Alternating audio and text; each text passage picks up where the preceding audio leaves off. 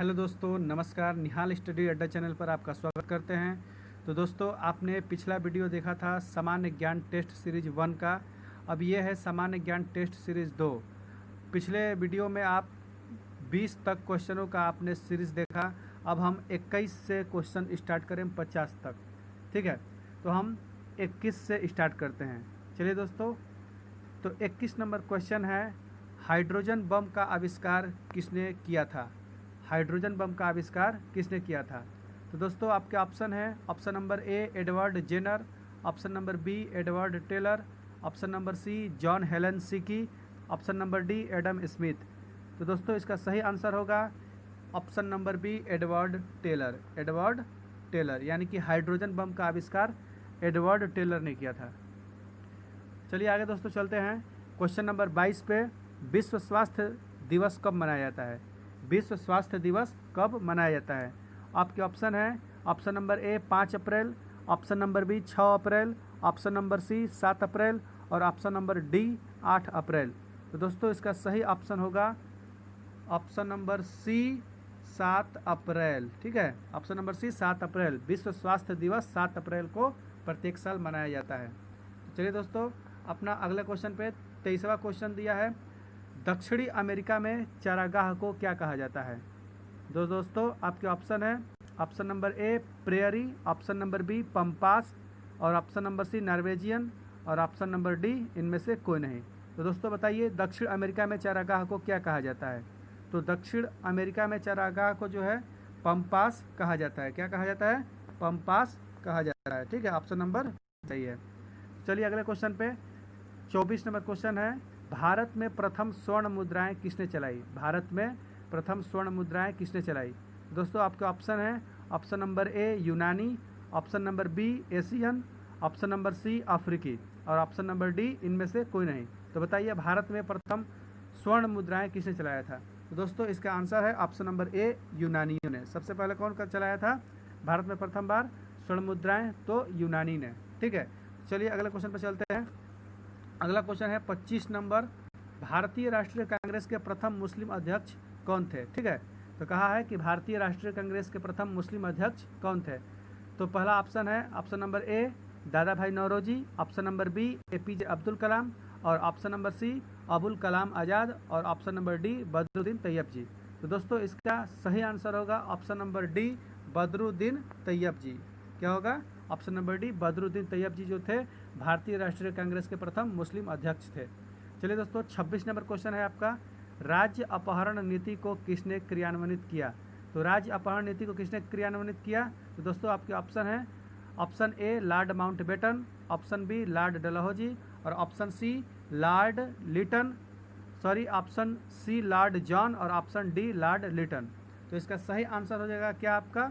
Lord Dalhousie. यानी कि राज्य अपहरण नीति को किसने क्रियान्वित किया था? लॉर्ड डलहौजी ने। ठीक है, तो चलिए दोस्तों, अपने अगले क्वेश्चन की तरफ चलते हैं। क्वेश्चन नंबर 27 दिया है, आर्थिक अपक्षय सिद्धांत के प्रतिपादक कौन थे?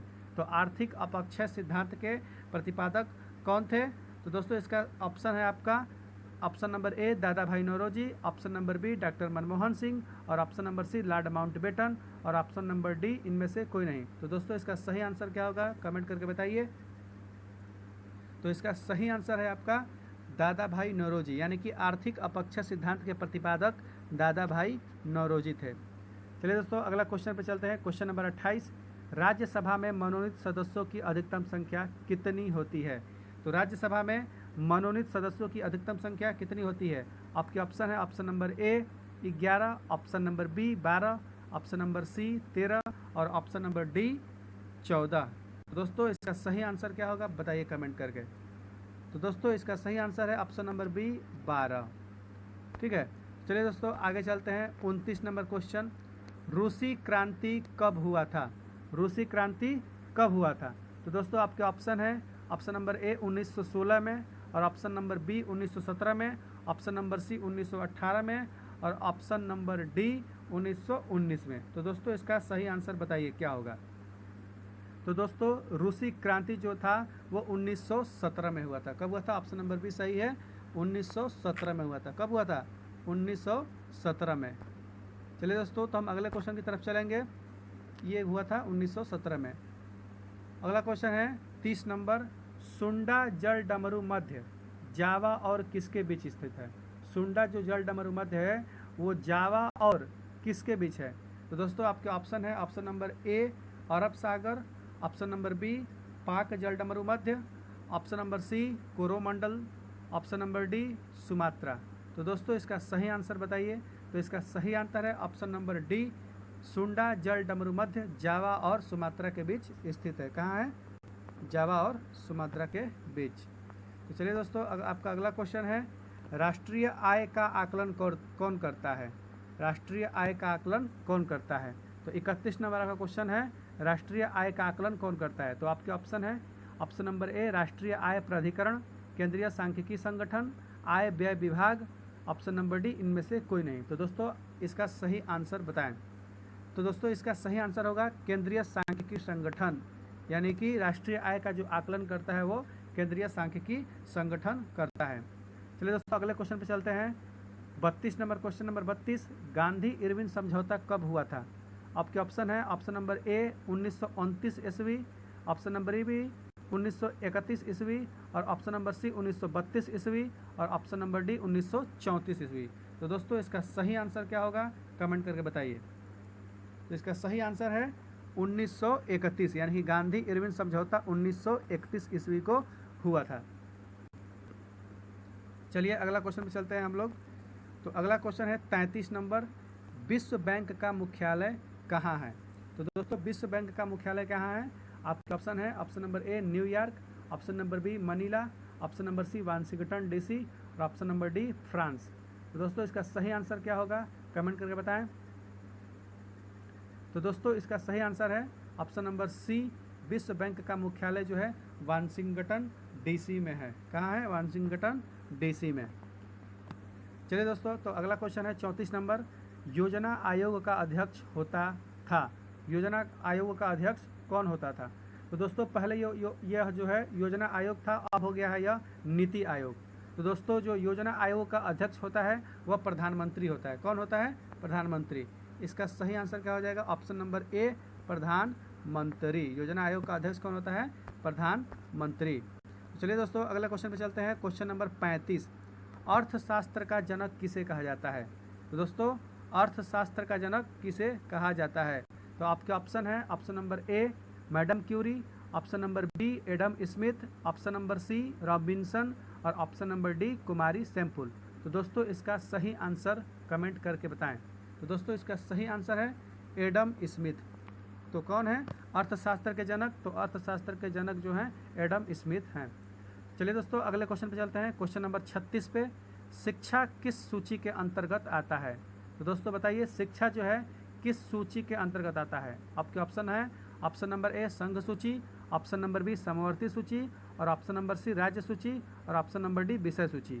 तो दोस्तों बताइए कौन सी सूची के अंतर्गत आता है शिक्षा? तो इसका सही आंसर हो जाएगा दोस्तों समवर्ती सूची, यानी कि शिक्षा जो है समवर्ती सूची के अंतर्गत आता है। चलिए दोस्तों क्वेश्चन नंबर 37 पे हम लोग चलते हैं। क्वेश्चन नंबर 37 है, इंडिया हाउस कहाँ स्थित है? दोस्तों इंडिया हाउस कहाँ स्थित है? आपके ऑप्शन है, option A Paris, option B London, और ऑप्शन सी सिंगापुर, और ऑप्शन डी अमेरिका। तो दोस्तों इसका सही आंसर बताइए, इंडिया हाउस कहाँ स्थित है? तो दोस्तों इसका सही आंसर है इंडिया हाउस लंदन में स्थित है। कहाँ है? ऑप्शन नंबर बी लंदन में।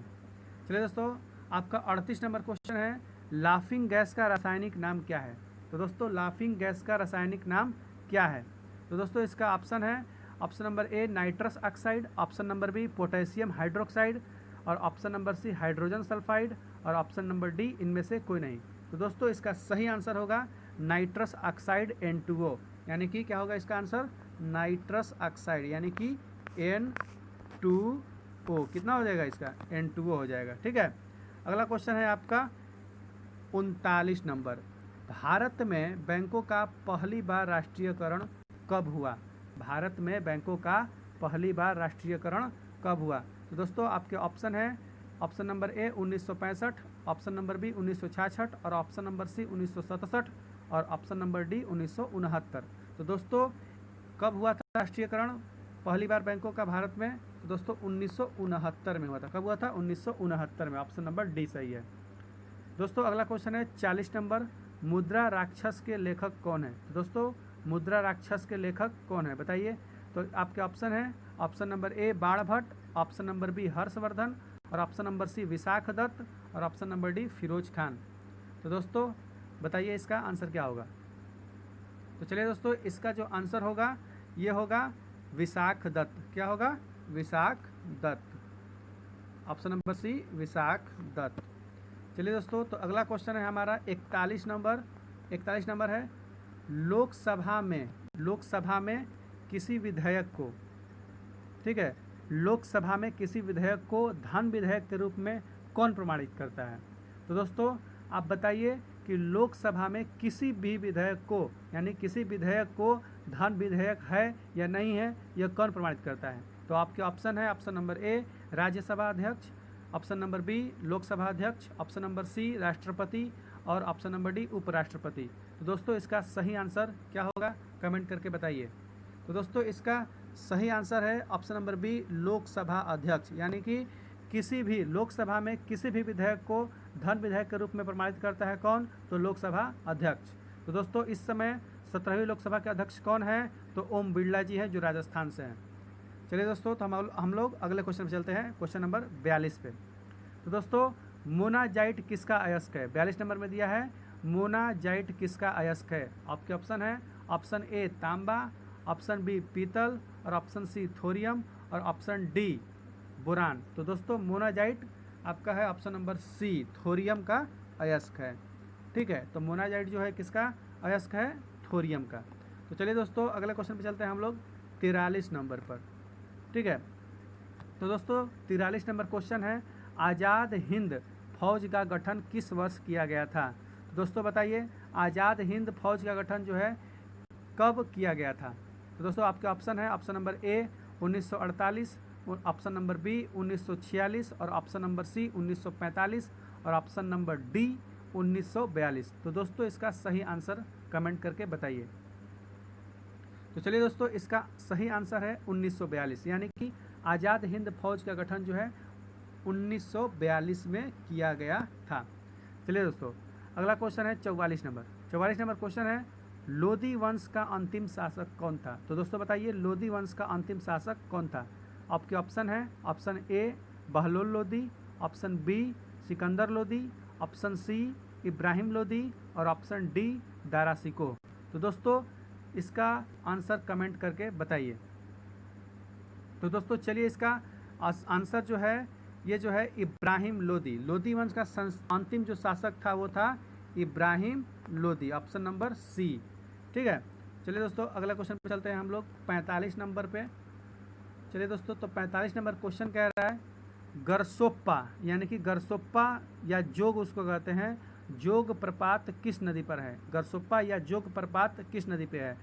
तो दोस्तों आपके ऑप्शन है, ऑप्शन नंबर ए कृष्णा नदी, ऑप्शन नंबर बी महानदी, और ऑप्शन नंबर सी शरावती नदी, और ऑप्शन नंबर डी झेलम नदी।